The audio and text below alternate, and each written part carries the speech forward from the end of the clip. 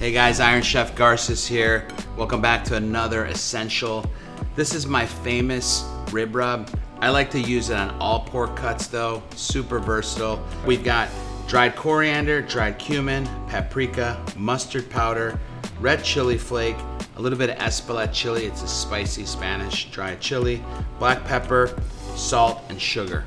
We're gonna take these, just kind of mix them right into the bowl. Boom, boom. So we're gonna take a little olive oil, rub mixture.